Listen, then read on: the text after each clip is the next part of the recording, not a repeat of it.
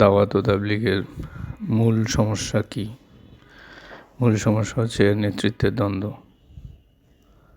আর এই নেতৃত্বের দ্বন্দ্বের কারণেই এই ঝামেলাগুলো হচ্ছে, দুটা ভাগ হয়ে যায়। একদল মাওলানা আসাদ সাহেবকে আমির মানতেছেন, আরেক দল মানতেছেন না। তো যারা মানতেছেন না, ওনারা এটাও চাচ্ছেন না যে সাদ সাহেব কোনো নেতৃত্বে থাকুক। এই জন্য ওনার বিরোধিতা করতেছেন, নানাভাবে ওনাকে বিতর্কিত করার চেষ্টা করতেছেন। ওনারা কোনোভাবেই ওনাকে মানবেন না। তো যারা মানতেছে তাদের কথা ছিল, আমরা আমাদের মতো মানি, আপনারা যদি না মানতে চান তো না মানেন, সমস্যা নেই, আপনারা আপনাদের মতো করেন, আলাদা সুরাই নিজাম বা যেটাই বলেন আপনারা ওইভাবে করেন, আর আমরা আমাদের মতো আমরা সাদ সাহেবকে মানব। কিন্তু যারা মানতেছে না সাদ সাহেবকে, তারা নিজেরা তো মানবেই না এবং কাউকে মানতে দিবে এটাও না। এবং ওরা ওনার উপর বিভিন্ন রকম ফতুয়া বা বিভিন্ন রকম ওনাকে তহমত দিয়ে ওনাকে বিতর্কিত করে ওনার বিরুদ্ধে বিভিন্ন রকম অ্যাকশান ওনারা নিয়েছে বা নিচ্ছে, প্রতিনিয়ত ওনার বিরুদ্ধাচরণ করতেছে। কিন্তু যারা মানতেছে ওনাদের কথা হচ্ছে, ঠিক আছে আপনারা আপনাদের মতো করেন, আমরা আমাদের মতো করি, ঝগড়াঝাটি দরকার নেই।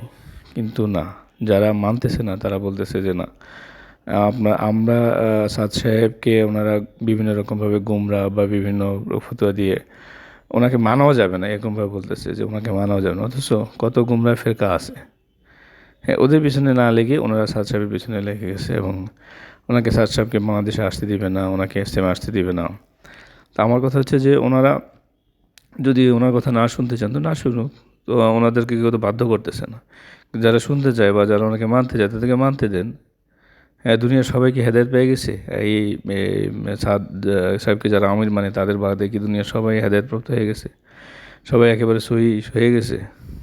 তা আপনারা মেহনতটা এদিকে না দিয়ে নিজেদের পিছনে মেহনত করেন, নিজেরা আপনাদের আমল আখলাক সুন্দর করেন।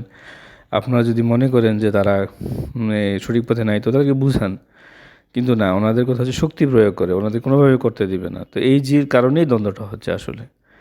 এই ইজতেমা করতে গেলে ওখানে দিবে না, জেলা ইজতেমা করতে দিবে না, ওখানে গিয়ে বিভিন্নভাবে বাধা বাধা দিতেছে বা বিভিন্ন রকমভাবে মারপিট করতেছে, শক্তি প্রয়োগ করতেছে।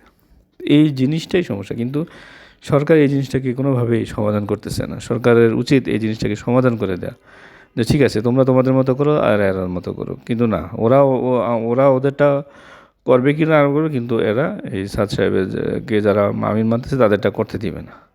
মনে হয় যে এইটাই একমাত্র মানে গোমরা বা ওরা যেটা বলতেছে ওইটাই একমাত্র পথভ্রষ্ট দল, এদেরকে এখন পথে আনতে হবে। তো এই দায়িত্ব তো ওদেরকে দেওয়া হয়নি। আর এখানে জোর জবরদস্তি কিছু নাই, যার যার ব্যক্তিগত মত আছে, স্বাধীনতা আছে। হ্যাঁ, আর ওনার যদি এরকমভাবে ওনার কথা যদি এরকমভাবে হয় মানে কোনো কিছু শুনলে কোনো সমস্যা হয়, তাহলে যারা সমস্যা তাদের শুনবে না। তো এটা আসলে মেইন সমস্যা হচ্ছে যে যারা এটার বিরোধিতা করতেছে, মাওলানা সাহেবের বিরোধিতা করতেছে, তো ওনারা ওনারা চাচ্ছে না কোনোভাবেই সাদ সাহেবকে মানে কেউ মানুক।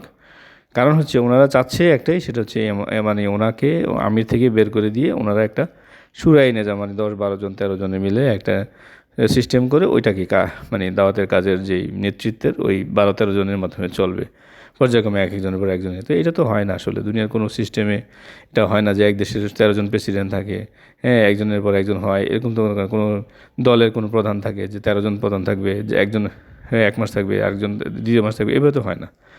তো এইটাই মূল দ্বন্দ্ব। এইটা ওনারা যেহেতু যারা সাথে বিরোধিতা করতেছে বাংলাদেশে, প্রকৃত যারা তাবলিগওয়ালা তাদের চেয়ে ওনাদের সংখ্যা অনেক কম।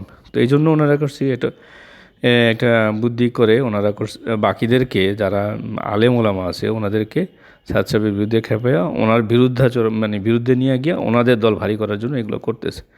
তো যারা করতেছে বিরোধিতা, তারা না জেনে বুঝে শুনে মানে বিরোধিতার জন্য বিরোধিতা করতেছে এবং আর কিছুই না, ওনার বিরোধিতা করার জন্য ওনারা বিরোধিতা করতেছে।